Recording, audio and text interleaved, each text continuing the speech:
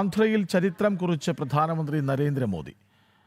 ഭോഗപുരം അല്ലൂരി സീതാരാമരാജു അന്താരാഷ്ട്ര വിമാനത്താവളം പ്രധാനമന്ത്രി രാഷ്ട്രത്തിന് സമർപ്പിച്ചു. 4 കോടി യാത്രക്കാരെ വരെ ഉൾക്കൊള്ളാൻ ശേഷിയുള്ള ബൃഹത് പദ്ധതിയാണിത്. ഓഗസ്റ്റ് 17 മുതൽ വാണിജ്യ സർവീസുകൾ ആരംഭിക്കും.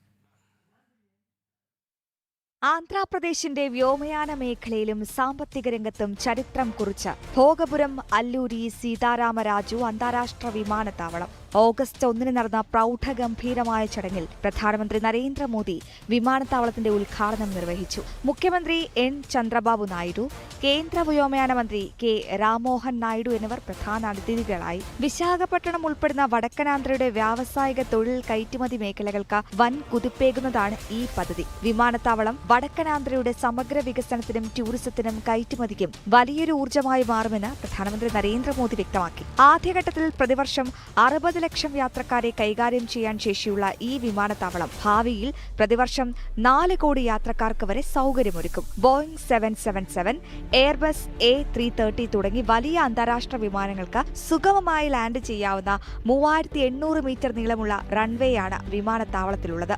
ഓഗസ്റ്റ് 17 മുതൽ ഭോഗപുരത്ത് നിന്ന് പൂർണ്ണതോതിൽ വാണിജ്യ സർവീസുകൾ ആരംഭിക്കും.